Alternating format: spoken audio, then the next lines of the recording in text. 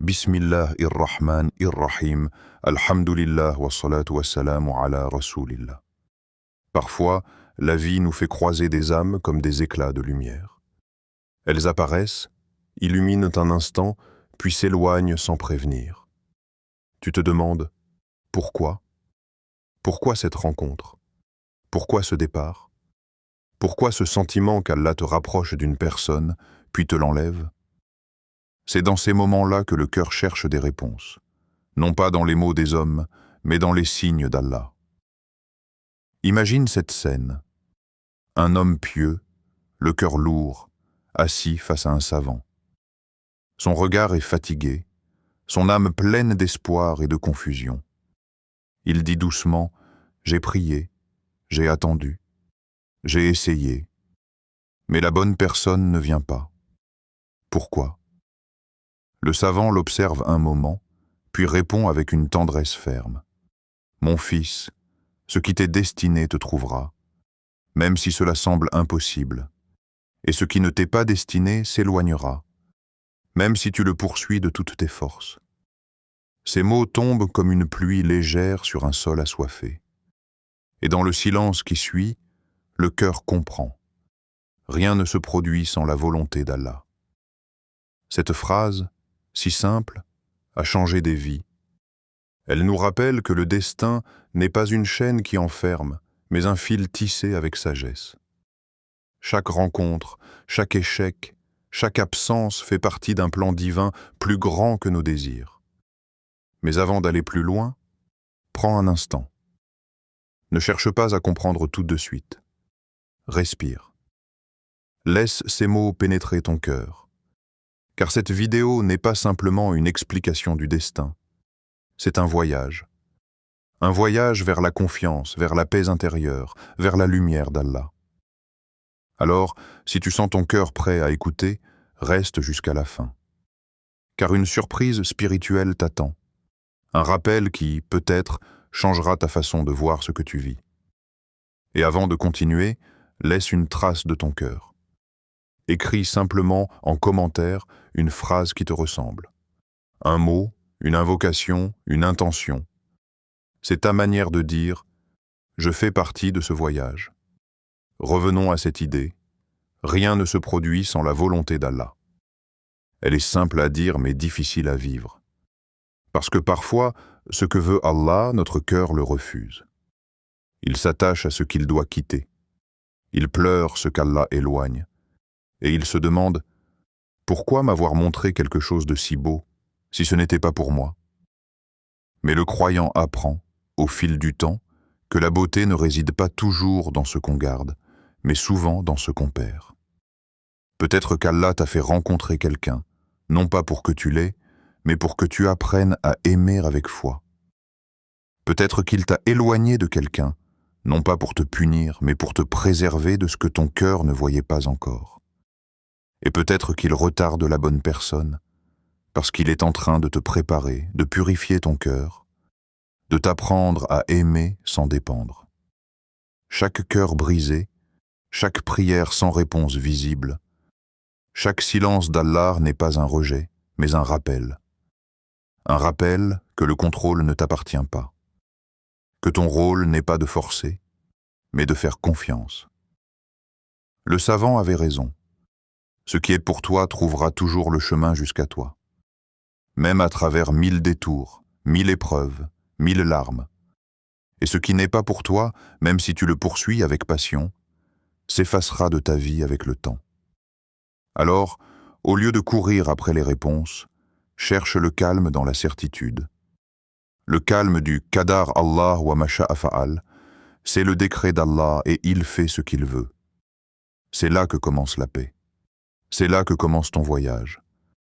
Le Qadar, la prédestination, n'est pas une idée abstraite. C'est une vérité vivante, inscrite dans le cœur de chaque croyant. Croire au Qadar, c'est accepter que ta vie est déjà connue d'Allah. Jusqu'au moindre battement de ton cœur, jusqu'à la moindre larme versée dans la nuit. Avant même que ton âme ne soit insufflée, avant même que la terre ne connaisse ton nom, Allah avait déjà écrit ton histoire. Chaque souffle, chaque sourire, chaque rencontre. Rien n'échappe à sa connaissance. Le prophète a dit, « Le premier que créa Allah fut la plume. » Puis il lui dit, « Écris. » Elle répondit, « Que dois-je écrire ?» Il dit, « Écris tout ce qui arrivera jusqu'au jour de la résurrection. » Rapporté par Ahmad. Ce hadith nous rappelle que ton existence n'est pas une improvisation. Elle est un écrit divin, une œuvre parfaite d'un auteur parfait. Le Coran dit, « Nous avons créé toutes choses avec mesure. » Sourate 54, verset 49. Chaque moment, chaque retard, chaque détour fait partie d'une mesure précise. Rien n'est trop tôt, rien n'est trop tard, rien n'est inutile. Pourtant, l'être humain lutte. Il veut comprendre, planifier, contrôler. Mais le croyant apprend à voir la main d'Allah dans tout ce qui lui arrive. Même dans ce qui semble injuste, même dans ce qui fait mal, il comprend que le qadar n'est pas une prison, mais une protection. Car ce qu'Allah t'a retiré, c'était peut-être un danger, et ce qu'il t'a donné était peut-être une épreuve qui te rapprochera de lui. Quand une personne quitte ta vie, c'est Allah qui ferme une porte que tu n'aurais jamais eu la force de fermer toi-même. Et quand une bénédiction arrive sans que tu t'y attendes, c'est Allah qui t'enseigne que la grâce ne dépend pas de tes efforts, mais de sa volonté. Go. Et ton Seigneur crée ce qu'il veut et choisit. Il ne leur appartient pas de choisir. Sourate 28, verset 68, croire au qadar, c'est respirer différemment. C'est vivre dans la paix, même au milieu du chaos. C'est savoir que même la douleur porte un sens et que même l'attente cache une sagesse. Quand tu comprends cela, tu ne poses plus les mêmes questions. Tu ne dis plus « Pourquoi moi ?» Tu dis « Ya Allah, montre-moi la sagesse derrière cela. » Et dans cette posture, tu trouves la liberté. La liberté de ne plus être esclave du résultat, mais d'être serviteur du Seigneur du résultat. Tu continues de faire des efforts, mais ton cœur ne s'attache plus aux fruits. Tu sèmes et tu laisses Allah décider quand la récolte viendra. Chaque fois que tu acceptes le décret d'Allah, tu allèges ton âme d'un poids invisible. Tu cesses de te battre contre la marée et tu apprends à flotter sur sa sagesse. Voilà le secret des cœurs paisibles. Ils ont compris que ce qui est écrit arrivera et que tout ce qui arrive est un pas vers Allah, même si, parfois, il passe par la douleur. Dans l'immensité de la création, il existe un mystère silencieux que peu de cœurs perçoivent. Le fil invisible qui relie les âmes par la volonté d'Allah. Chaque rencontre, chaque regard, chaque mot échangé dans ce monde est une note d'une symphonie écrite avant même ta naissance. Et dans cette symphonie, il n'y a ni hasard ni erreur, seulement la précision parfaite du plan divin. Allah dit dans le Coran, « Parmi ces signes, il a créé pour vous, de vous-même, des épouses, afin que vous trouviez auprès d'elles la tranquillité. Et il a mis entre vous affection et miséricorde. » Sourate 30, verset 21. Ces mots contiennent l'essence même de l'amour selon l'islam. La sakina, la paix intérieure, cette sérénité du cœur qu'aucune passion terrestre ne peut imiter. Ce n'est pas un feu qui brûle et s'éteint, c'est une lumière qui éclaire doucement. Le véritable amour n'agite pas, il apaise. Il ne dévore pas, il élève. Et quand Allah en est la source, il devient un chemin vers lui, non pas un détour loin de lui. Dans ce verset, Allah nous révèle que le mariage, l'affection et la miséricorde sont des signes de sa grandeur. Le mot « min ayatihi », parmi ces signes, nous rappelle que l'union entre deux cœurs n'est pas seulement une affaire d'émotion ou de compatibilité, mais une manifestation de sa puissance. L'amour, en islam, n'est pas idolâtré. Il est sanctifié. Ce n'est pas un absolu, mais un moyen vers Allah. Car la relation bénie n'est pas celle qui te fait perdre la raison, mais celle qui t'aide à retrouver ta foi. Imagine deux âmes qui se rencontrent par décret divin. Elles ne se reconnaissent pas par les mots ni par le visage, mais par la paix qui les envahit. Quand Allah veut unir deux cœurs, il les prépare avant même qu'ils ne se voient. Il purifie leur chemin, éloigne ce qui aurait pu les détruire, et tisse, dans l'invisible, des coïncidences qui n'en sont pas. C'est ainsi qu'Allah travaille, dans le silence des hasards, dans la douceur des détours.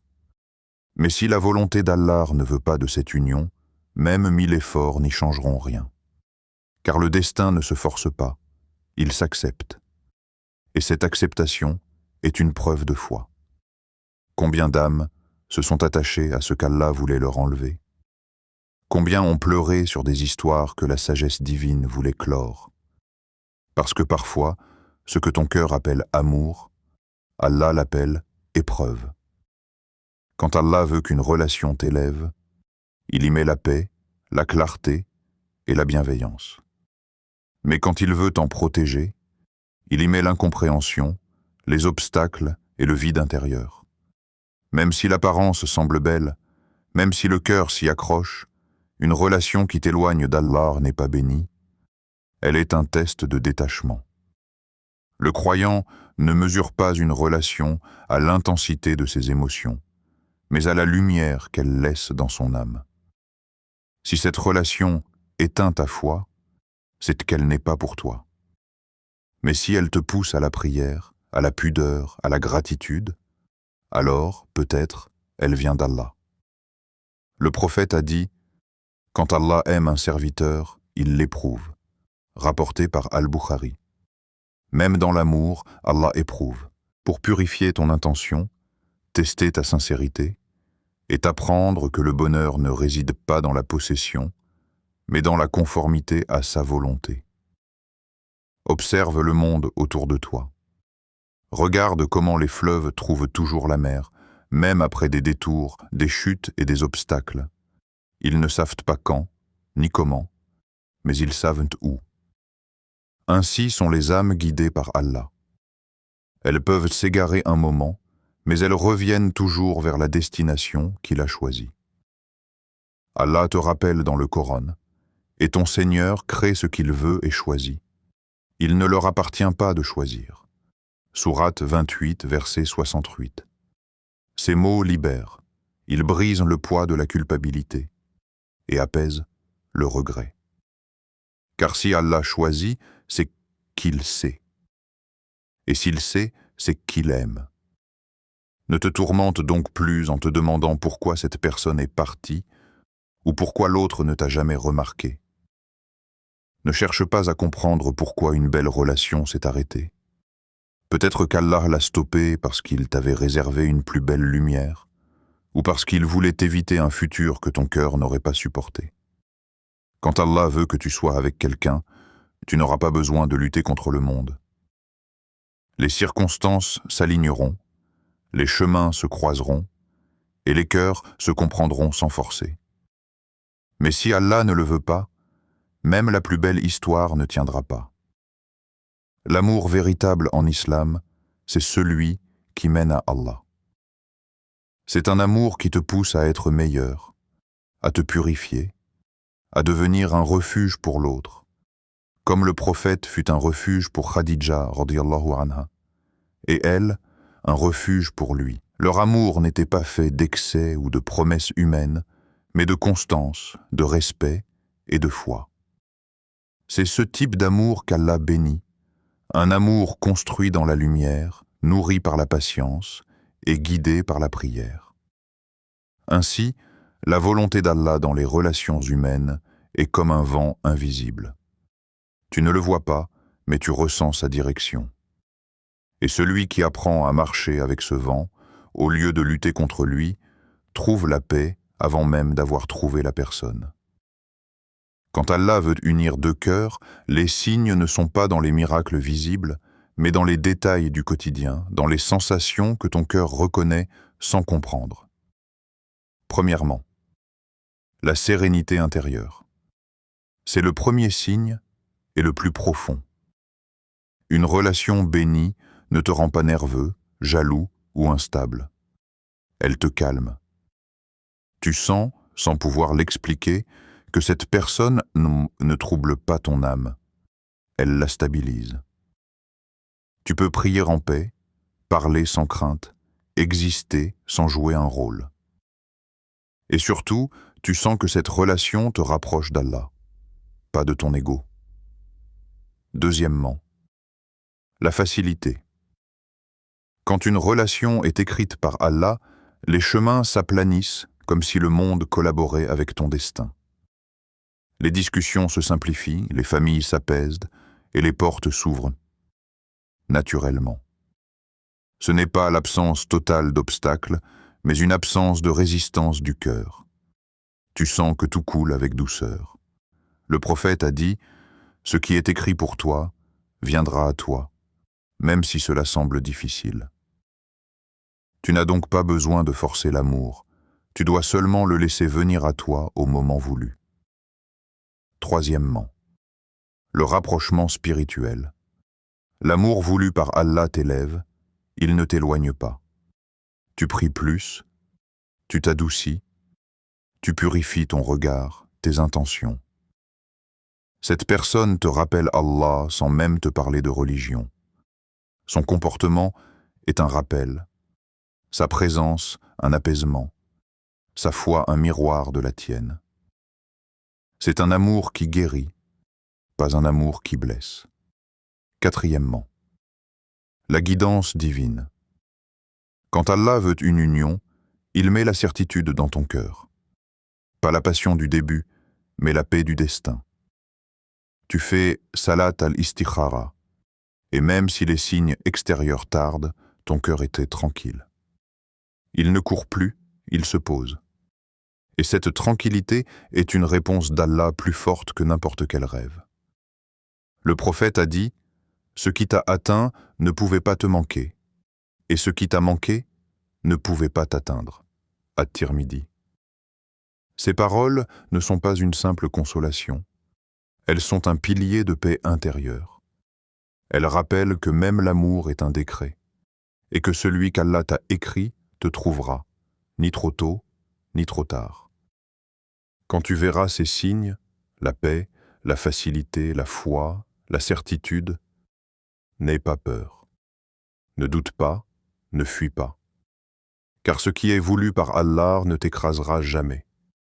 Il te fera grandir, il t'élèvera et surtout, il te rapprochera de celui qui relie les cœurs.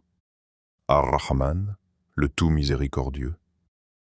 Il y a des blessures qu'on ne montre pas, des silences lourds, des prières sans réponse apparente, des nuits où l'on se demande pourquoi Allah a permis que tout s'écroule. Tu pensais avoir trouvé la bonne personne, tu avais vu des signes, ressenti une paix, fait des duas avec des larmes sincères. Et puis, un jour, tout s'est arrêté. Une parole, une distance, une rupture, et le rêve s'est effacé. Et dans ton cœur, une question s'est levée. Pourquoi, ya Allah? Pourquoi me retirer ce que j'aimais? Mais si tu pouvais voir ce que ton Seigneur voit, tu ne poserais plus jamais cette question. Parce qu'Allah ne t'enlève rien sans raison. Il ne ferme jamais une porte sans t'en préparer une meilleure. Allah dit dans le Coran, « Il se peut que vous détestiez une chose alors qu'elle est un bien pour vous, et il se peut que vous aimiez une chose alors qu'elle est un mal pour vous. Allah sait, tandis que vous ne savez pas. » Sourate 2, verset 216. Ce verset n'est pas une théorie, c'est une promesse. Il te dit, ce que tu ne comprends pas aujourd'hui, tu le béniras demain. Car parfois, Allah t'arrache à quelque chose qui te plaisait, pour t'éviter un mal que tu n'aurais jamais supporté. Les séparations, les refus, les attentes douloureuses ne sont pas des pertes, ce sont des protections divines. Chaque fois qu'une porte se ferme brutalement, dis-toi que c'est Allah qui t'a vu foncer vers un feu invisible, et par amour, il t'a arrêté. Mais les cœurs humains n'aiment pas les arrêts. Ils veulent comprendre, contrôler, prévoir. Alors quand Allah change nos plans, nous croyons qu'il nous punit, alors qu'en vérité, il nous sauve.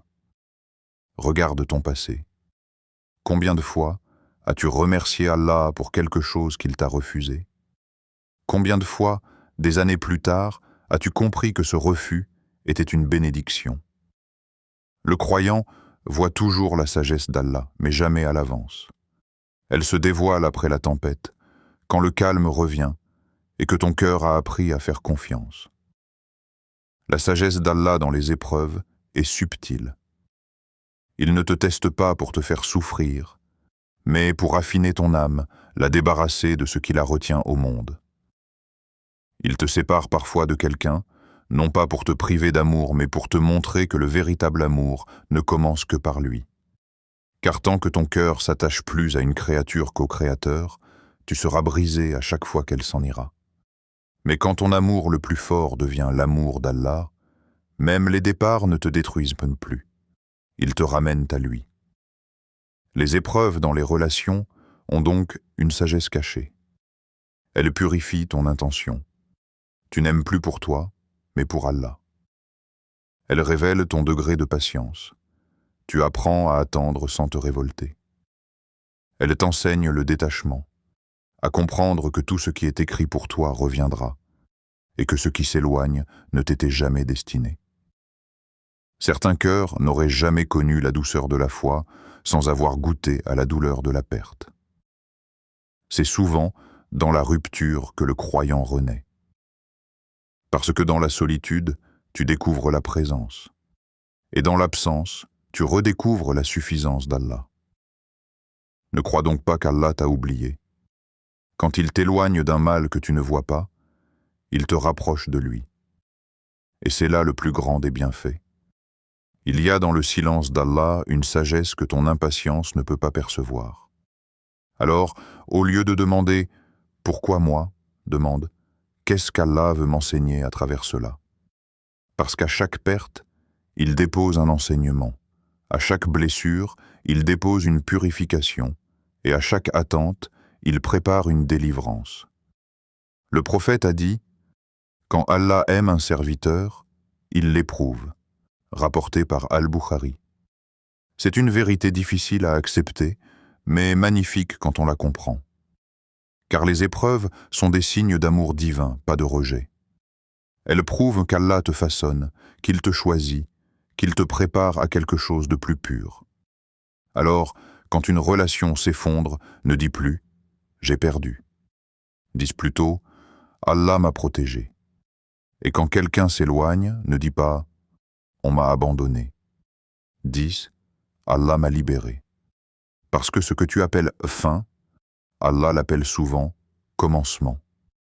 L'attente. Ce mot pèse sur le cœur comme une pierre. Attendre une réponse, une personne, un signe d'Allah. C'est une épreuve silencieuse que seul le croyant peut comprendre. Mais en islam, l'attente n'est pas un vide. C'est une école. Une école où l'on apprend à faire confiance sans voir, à espérer sans désespérer, à aimer sans s'attacher aux résultats. Allah dit dans le Coran « Sois patient. Certes, la promesse d'Allah est vraie. » Sourate 30, verset 60.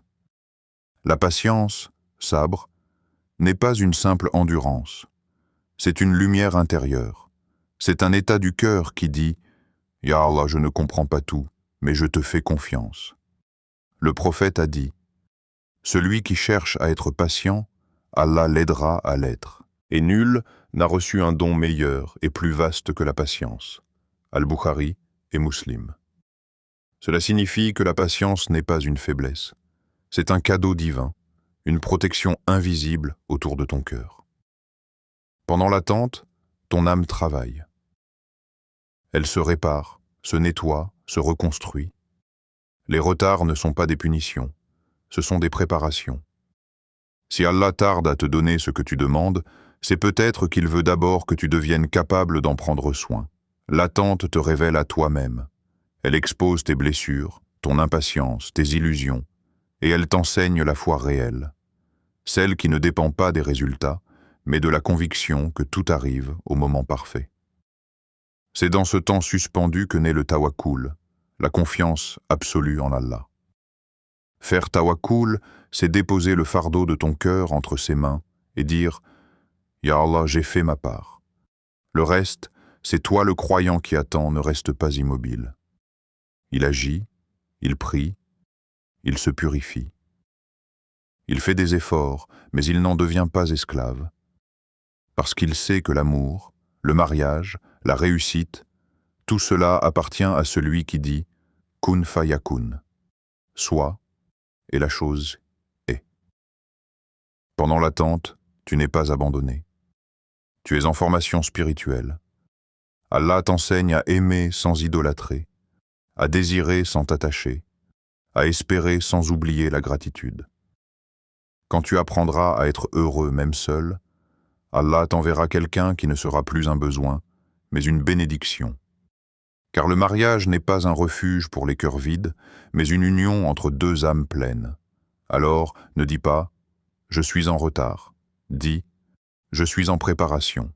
Ne dis pas « tout le monde avance sauf moi ». 10. Allah me retient un peu, car il écrit quelque chose d'unique. Et quand tu sentiras parfois la solitude te peser, rappelle-toi que même le prophète a connu des moments d'attente, des moments de silence, des moments où la révélation cessait, non pas parce qu'Allah l'avait oublié, mais pour l'élever davantage. L'attente, c'est ce moment sacré où Allah t'observe et te façonne. C'est l'endroit où ton cœur apprend à battre au rythme du destin. Et quand le moment viendra, car il viendra, Inch'Allah, tu comprendras que cette longue attente n'était pas un détour, mais le chemin le plus direct vers la paix, dans un monde où tout s'accélère, où les relations naissent et meurent en un clic.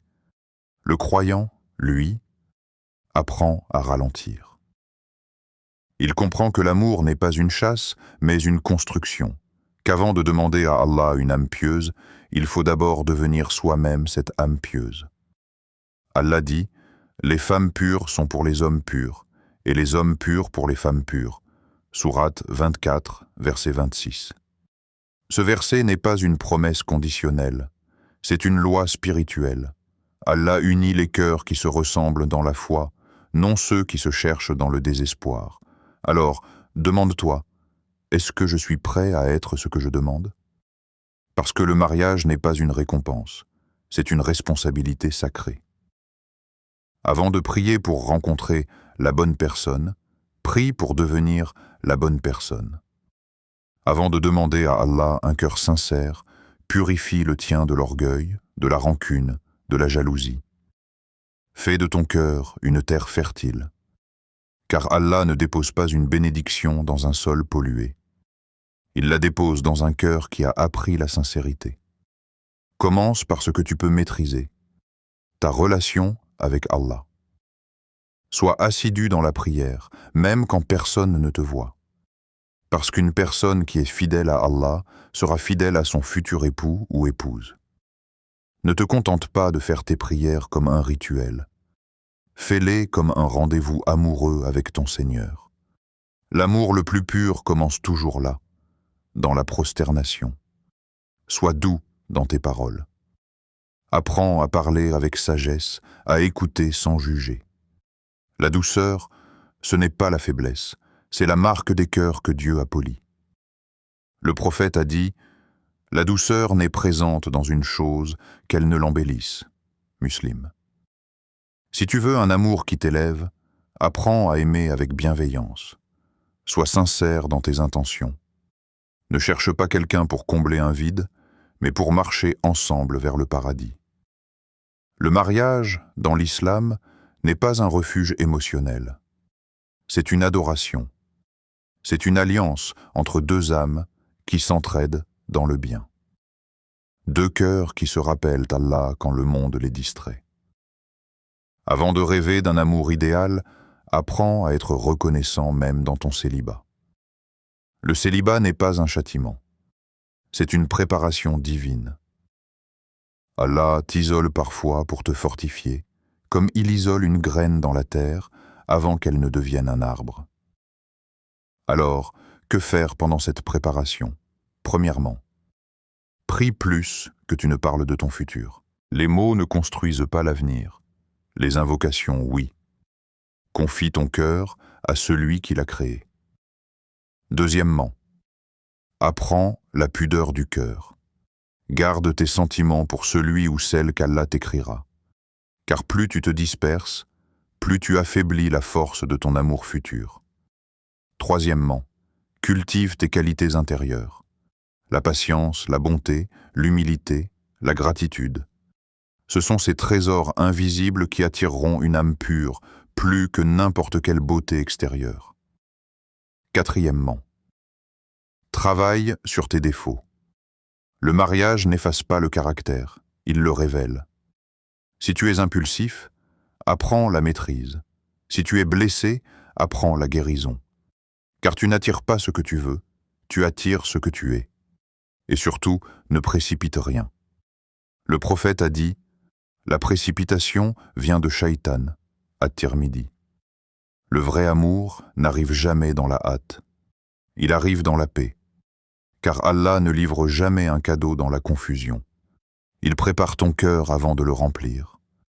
Sois comme cette fleur dans le désert, invisible aux yeux du monde, mais connue d'Allah. Un jour, il enverra la pluie, et tout ce que tu auras semé en secret fleurira au grand jour.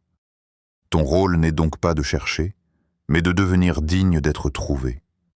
De travailler sur ton âme, sur ta foi, sur ton comportement jusqu'à ce que ta présence devienne un rappel. Car la personne qu'Allah a prévue pour toi n'est pas seulement un partenaire, mais une preuve de sa miséricorde. Et il ne confie pas ses plus belles âmes à ceux qui ne sont pas prêts à les préserver. Alors prépare-toi, pas pour être aimé, mais pour aimer correctement. Pas pour posséder, mais pour protéger. Pas pour impressionner, mais pour inspirer. Et quand tu seras prêt, Allah fera ce qu'il fait toujours. Il réunira deux chemins écrits pour se croiser. Il viendra un jour où tu regarderas en arrière et tu comprendras pourquoi Allah t'a fait attendre. Tu verras que chaque silence, chaque larme, chaque déception était un pas discret vers ta bénédiction. Car rien n'a jamais été perdu.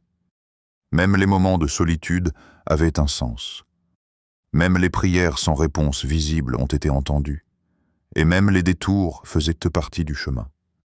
Allah dit « Et quiconque place sa confiance en Allah, il lui suffit. » Sourate 65, verset 3. Ces mots sont un refuge. Ils rappellent que le croyant n'est jamais seul, même quand tout semble silencieux. Le tawakkul, la confiance absolue, c'est ce pont invisible entre ton effort et la sagesse d'Allah. Quand Allah décidera que c'est le moment, tu comprendras que ton attente n'était pas un retard, mais une préparation divine. Il t'a fait patienter pour que ton cœur devienne solide. Il t'a fait pleurer pour le rendre profond. Et il t'a fait prier pour t'apprendre à recevoir. Chaque instant de solitude t'a appris quelque chose. Comment te suffire d'Allah? Comment parler sans être entendu? Comment aimer sans dépendre? Comment espérer sans preuve? Et c'est ce cœur-là, façonné par l'épreuve, que Dieu prépare à accueillir une âme qui lui ressemble. Quand cette personne viendra, tu sauras. Pas par un signe spectaculaire, mais par la paix. Une paix douce, silencieuse, naturelle. Tu ne ressentiras pas le vertige du doute, mais la stabilité de la foi. Allah ne t'unira jamais à quelqu'un pour te détruire. Il t'unira à quelqu'un pour t'achever spirituellement comme deux pièces d'un même dessin. Et si malgré tout, la solitude persiste, souviens-toi. Tu n'attends pas un être humain, tu attends le moment d'Allah. Et ce moment, quand il viendra, comblera tous les manques d'un seul souffle. Ne te précipite donc pas vers l'amour. Cours vers Allah et laisse l'amour te rejoindre sur le chemin. Parce que celui qui court vers les gens s'épuise, mais celui qui marche vers Allah trouve tout, même l'amour, sur sa route. Regarde le ciel, les étoiles brillent toujours, même derrière les nuages. De même, le plan d'Allah agit même quand tu ne le vois pas. Ce que tu crois perdu n'est qu'en préparation, et ce qui t'est destiné te trouvera, au moment exact où ton cœur sera prêt à le reconnaître. Alors, aujourd'hui, pose ton cœur entre ses mains. Dis-lui simplement, « Ya Allah, je te fais confiance » et dors en paix. Car celui qui t'a écrit avant ta naissance ne t'a jamais oublié une seule seconde. Wassalamu alaykum wa rahmatullahi wa barakatuh. Qu'Allah vous bénisse et fasse de vos cœurs des miroirs de sa lumière.